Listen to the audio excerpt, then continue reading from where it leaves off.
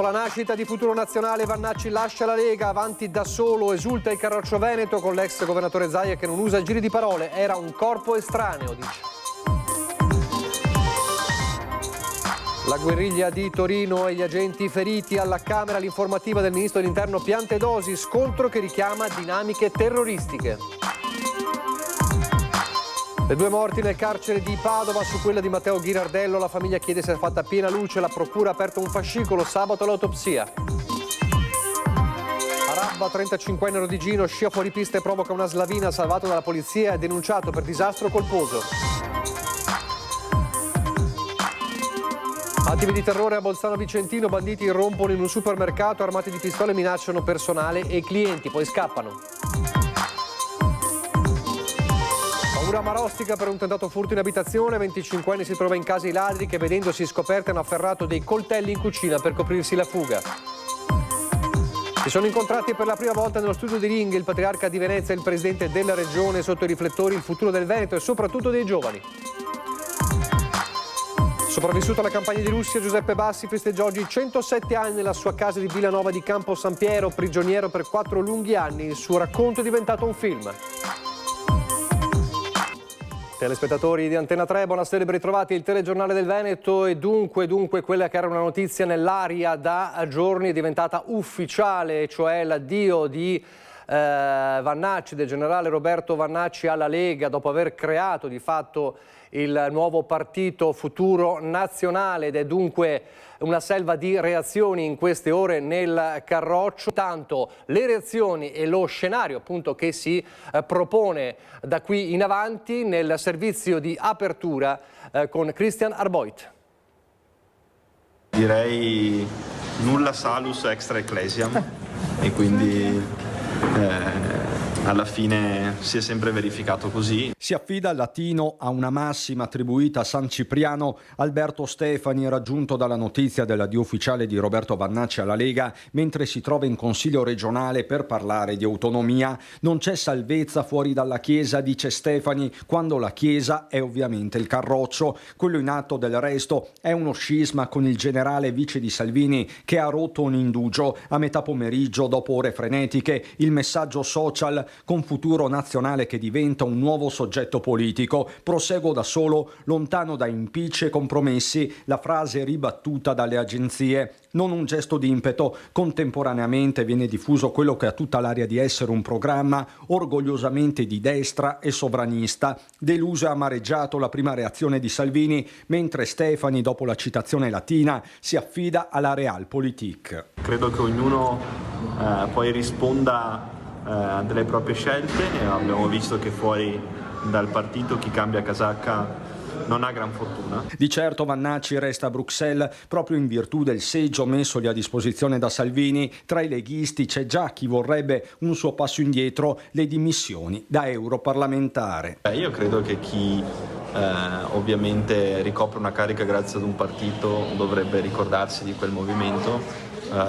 Quindi credo che ognuno poi risponda delle proprie azioni davanti ai cittadini. In Lega di fatto la notizia era attesa, in pochi strabuzzano gli occhi, in tanti invece sembrano tirare un sospiro di sollievo. Che non sono sorpreso, che non c'è nulla di nuovo sotto il sole, che la conferma, vista la lunga carriera che ha avuto in Lega, ovvero neanche un anno, che la conferma che ha preso atto di essere un corpo estraneo, probabilmente aveva altro progetto, non ha trovato giusto substrato per farlo crescere in Lega e oggi decide di camminare con le sue gambe. Bene, è un'ottima notizia, io spero che sia vera, proprio perché insomma con lui se ne possa andare anche tutto quel caravanserraglio di affermazioni lontane, così lontane dalla cultura della Lega, che ci hanno fatto più male che bene. Zaia e Marcato esultano per l'addio di Vannacci. In fondo bastava poco candidarsi alle europee, così il problema non sarebbe mai esistito. La stoccata che sa di rendezvous di Giuseppe Paolin, responsabile organizzativo veneto del Carroccio, si sommano mal di pancia. Dà invece voce agli amministratori e all'esercito dei sindaci. Il primo cittadino di Gaiarine, leghista doc, Diego Zanchetta. Se faccio un pensiero così direi proprio zero.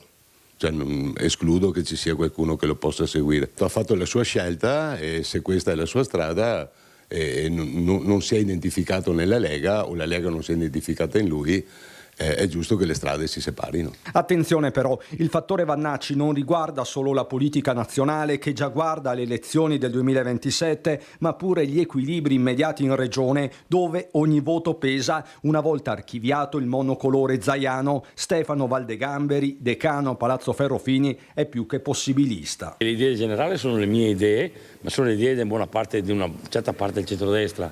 Poi faremo una valutazione, parlerò con lui, con altri e valuteremo cosa fare. Ma io credo che Vannacci abbia deciso di uscire dalla Lega dopo che sia stato spinto fuori dalla Lega, perché lui ha trovato un ambiente ostile che per mesi e mesi continuano ad attaccarlo e a spingerlo fuori. Il retroscena e gli interrogativi sono dietro l'angolo. Stamattina uno nel motoscafo mi dice: ma allora quando è che se ne va via?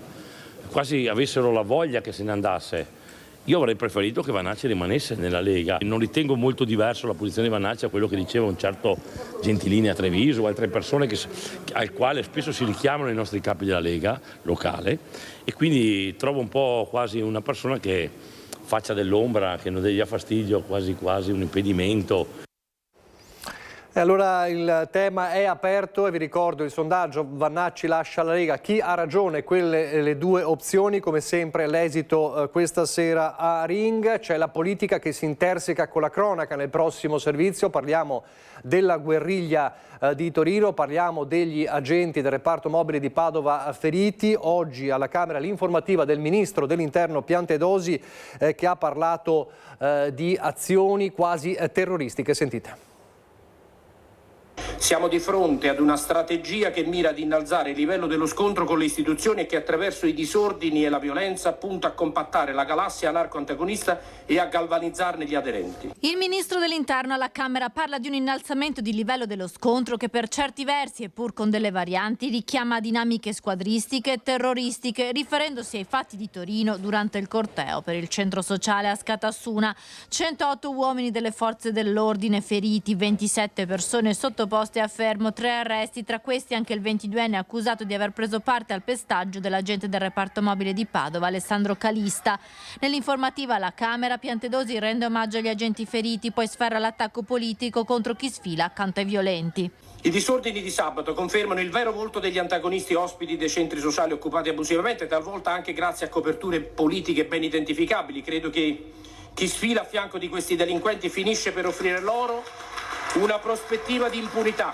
Il video del poliziotto padovano, rimasto solo e accerchiato dal gruppo di manifestanti, immortala le fasi più dure degli scontri che hanno segnato la manifestazione di sabato a Torino, come racconta anche il caposquadra del reparto mobile di Padova, Pierpaolo Corda, che rivive i momenti in cui i suoi uomini venivano attaccati da più punti. Come è capitato purtroppo in quel frangente là che ci hanno spuntati tutti i manifestanti da tutte le parti e ci siamo ritrovati appunto accerchiati. Siamo persone umane e la paura c'è sempre. La paura ci deve essere perché è una cosa che ti salva.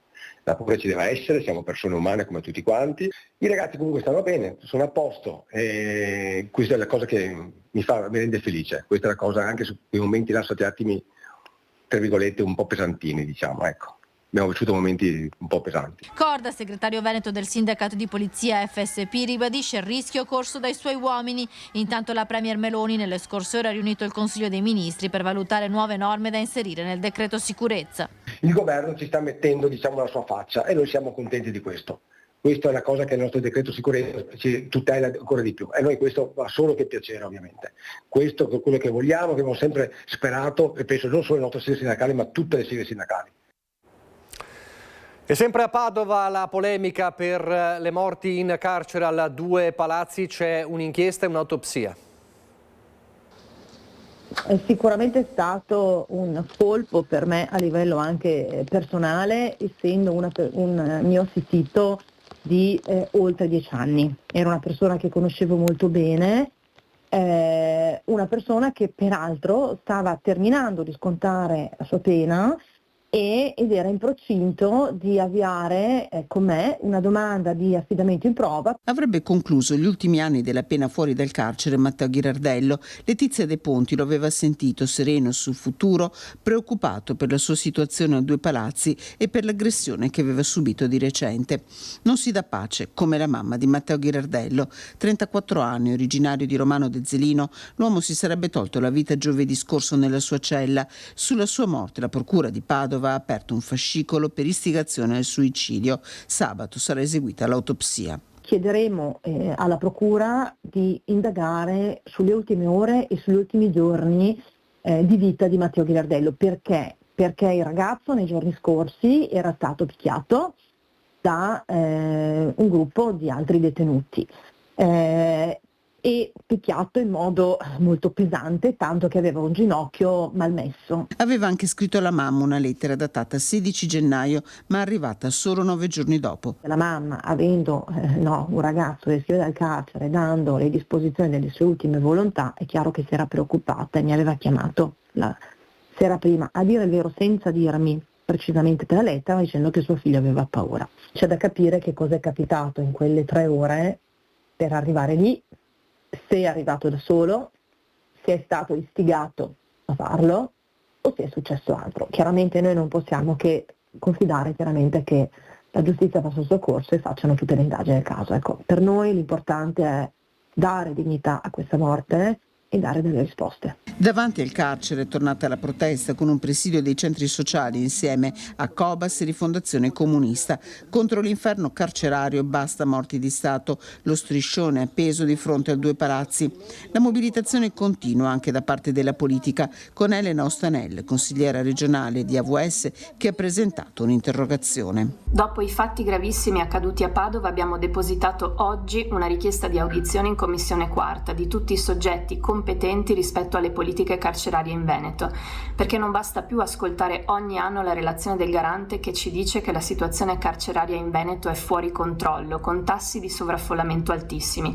Ora è tempo di agire.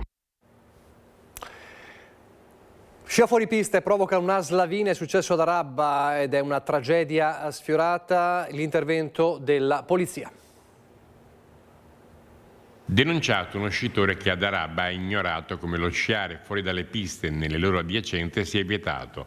Se non causa danni, chi lo fa va incontro a una sanzione amministrativa, ma se invece si creano pericoli si può configurare il reato di disastro colposo. È quanto accaduto a un 35enne rodigino responsabile domenica scorsa di aver causato una slavina della larghezza di circa 20 metri. Gli operatori della Polizia di Stato, del Servizio di Soccorso Piste e Sicurezza in Montagna, lo hanno soccorso dopo che era stato travolto dalla slavina che lui stesso aveva causato e dopo averlo messo in sicurezza lo hanno denunciato all'autorità giudiziaria. La regola che forse allo stato attuale è più trasgredita dagli sciatori è quella del fuoripista, perché purtroppo abbiamo constatato che in molti si avventurano nei fuoripista e poi nei fuoripista finiscono per essere sommersi dalla neve e fortunatamente ad oggi sono stati tratti tutti in salvo dagli operatori dei comprensori sciistici, gli operatori del servizio di soccorso piste e sicurezza in montagna della Polizia di Stato. Di un fuoripista pericoloso, ma in questo caso per loro, si sono resi protagonisti nello scorso weekend anche 2 sciatori stranieri soccorsi dopo l'allarme lanciato dagli amici scesi a fondo pista. Uno dei 2, un 65enne olandese, aveva perso uno sci scendendo fuori pista al Libinallongo del Col di Lana in Val de Masola sotto il Sas-Chapelle, zona Passo Pordoi. L'uomo aveva un inizio di ipotermia e l'elicottero del SUEM di Pieve di Cadore ha effettuato il recupero a circa 2200 metri di quota, trasportando lo sciatore all'ospedale di Agordo per gli accertamenti del caso. Armate di pistola nel supermercato, la paura a Bolzano Vicentino. Non trapela ancora nessuna notizia ufficiale dagli inquirenti che sono alla ricerca dei responsabili della rapina avvenuta sabato sera ai danni di un supermercato lungo via Gorizia a Bolzano Vicentino. Secondo alcune testimonianze, una banda composta da almeno 3 persone ha fatto irruzione nel grande negozio poco prima delle 20, a ridosso dell'ora di chiusura. 2 uomini incappucciati armati di pistole hanno minacciato le commesse per farsi consegnare l'incasso della giornata, mentre il terzo complice restava a fare da palo all'esterno. Alcuni testimoni nel parcheggio, non direttamente coinvolti, hanno assistito alla scena allertando immediatamente i carabinieri di Thiene. Mi hanno detto che c'era una rapina in corso e che c'erano 2 incappucciati che puntavano la pistola contro le 2 cassiere. Quindi abbiamo chiamato i carabinieri e abbiamo fatto quello che potevamo, abbiamo soccorso una delle 2 commesse che erano molto provate ed è allucinante che si permetta tutto questo. Immediata è scattata la caccia all'uomo dopo che i 3 criminali sono fuggiti a bordo di una vettura col malloppo che non è stato ancora quantificato. Il veicolo è stato rinvenuto solo domenica mattina, poco lontano dal supermercato. Allibiti i clienti dopo la terza rapina avvenuta con modalità simili, l'ultima risale all'ottobre del 2024. Ho sentito le sirene sabato sera verso le 9:30, 10. Cosa pensate? Qualche incidente sulla statale, come tante volte succede. Mai in questo momento che ci sono tutte queste rapine tra abitazioni, supermercati, eccetera, quindi penso che sia un po' preoccupante e speriamo che riescano a trovare il modo di sopperire a questa situazione. Dalle rapine ai furti in casa con un episodio inquietante a Marostica. Il mio vicino di casa ha detto che sembravano dei caprioli, perché hanno saltato il cancello automatico del loro garage, hanno fatto un salto di 2,5 metri e in più hanno saltato un cancello di 1,70 m con una mano. Sono entrati verso le 18:30, convinti probabilmente che in casa non ci fosse nessuno. È successo a Marostica, in via Ponte Quarello. Sono entrati da quella rete e hanno praticamente forzato il serramento della cucina e in più hanno bucato il serramento perché forzando il serramento probabilmente non ci sono riusciti. Mio figlio era all'interno dell'abitazione che ho ricevuto una sua chiamata dicendomi mamma dove sei, mamma dove sei. In quel momento io ho realizzato che c'era qualcosa che non andava perché appunto mio figlio non mi chiama mai con una voce così rotta.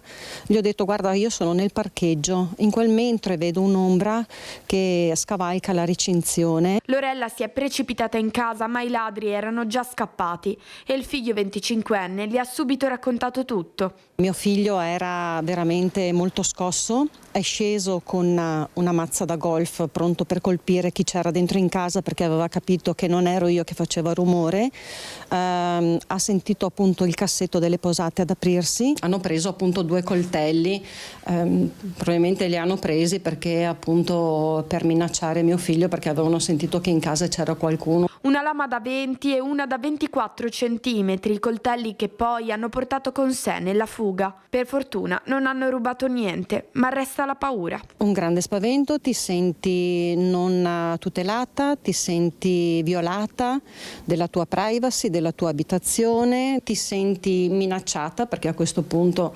realizzando dopo cosa poteva succedere.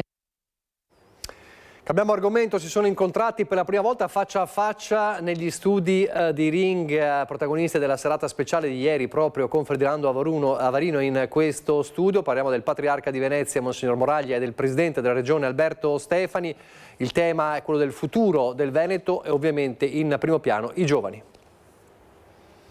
Noi abbiamo i nostri ragazzi che hanno contatti in una giornata infiniti, ma non incontrano un volto umano. Sì. E allora cosa abbiamo? Dei tecnocrati, delle persone che mancano di empatia. A me colpisce vedere che i grandi geni dell'intelligenza artificiale arrivano a un certo punto in cui dicono manca l'empatia. Dovremmo avere la capacità di dire non è giusto chiamare questi supporti tecnici che sono il futuro intelligenza. Cioè, è sbagliato. È intelligente, non è intelligenza. Un futuro che non si può bloccare ma che si deve governare perché la tecnologia sia al servizio e non al comando delle nuove generazioni.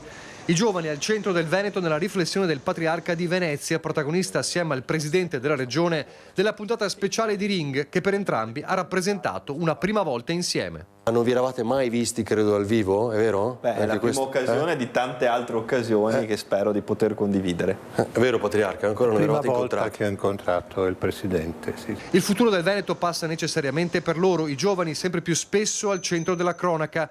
Ma, avverte il Patriarca, le soluzioni emergenziali sono solo gli ultimi tasselli del mosaico. Certo, il metal detector è l'estrema ratio, però unita ad altri tipi di incontro con i nostri giovani, deve essere l'inizio, direi, di un modo diverso di concepire anche l'ingresso dei giovani nella società, come anche credo sia importante avere con loro un vocabolario che comprende la parola diritti, perché i giovani hanno dei diritti, ma anche la parola doveri. Adulti e famiglia, la chiave per cambiare le cose, di qui si deve passare per forza di cose. Il tema dei giovani interpella soprattutto il tema degli adulti, dei contesti culturali, sociali in cui i nostri ragazzi trovano o non trovano una possibilità per diventare persone responsabili. Raccontare i giovani però significa anche valorizzare la maggioranza dei ragazzi, quelli che non finiscono sui telegiornali, studiano, fanno volontariato, si impegnano, sognano una società migliore. Io credo che ai giovani dobbiamo dare anche spazio, dobbiamo dare anche voce, proprio per questo abbiamo lanciato il Consiglio regionale dei giovani, che viene organizzato grazie al supporto anche magari degli istituti scolastici, in modo tale che possano proporre iniziative e anche, perché no, dei progetti di legge al Consiglio regionale. Compleanno speciale a Villanova di Campo San Piero, i 107 anni di Giuseppe Bassi, storico sopravvissuto alla campagna di Russia. Giuseppe, cosa l'ha tenuta in vita? Qual era la sua forza di volontà? La famiglia a tornare casa? per raccontare. Tornare per raccontare. Bisogna tornare per raccontare questa esperienza che abbiamo fatto, cioè che hanno fatto i superstiti, 100.000 sono morti. Non ha mai smesso di raccontare Giuseppe Bassi. Lo ha fatto 3 anni fa al microfono del vice direttore di Media Nord-Est, Ferdinando Avarino. Lo ha fatto con un docufilm, Bassilora, uscito nel 2019. Giuseppe Bassi festeggia i 107 anni di vita ed entra nella pagina dei supercentenari d'Italia. Non lo avrebbe mai immaginato nei 4 lunghi anni di prigionia dal 1942 al 1946, di cui ha conservato tutto nel cuore e nella mente. Cimelio prezioso, una reliquia, questo orologio. Perché si chiama Bassilora lei? Perché ero l'unico che era riuscito a conservare l'orologio in prigionia. Che è questo? È questo? Che è andato a aumento in tanti anni, passando in tante mani, perché siccome c'era l'ora di guardia durante la notte, non c'era nessun orologio nei prigionieri. No. Un orologio, quello di Giuseppe Bassi, che si era arruolato a 23 anni e la campagna di Russia aveva preso parte come sottotenente del 120° Reggimento Artiglieria Motorizzata, che ha il sapore della vita e della voglia di tornare per raccontare, come il piccolo Rapis che Giuseppe Bassi utilizzò per fissare nella memoria i luoghi, la fame, le sofferenze, i compagni, disegnandoli sulle cartine delle sigarette. A fargli gli auguri anche l'amministrazione comunale di Villanova di Campo San Piero, con la sindaca Sara Gaiani e il presidente del Veneto Alberto Stefani. Auguri Giuseppe Bassi, grazie per non avere mai smesso di raccontare. Lascio al meteo, grazie per averci seguito. Arrivederci.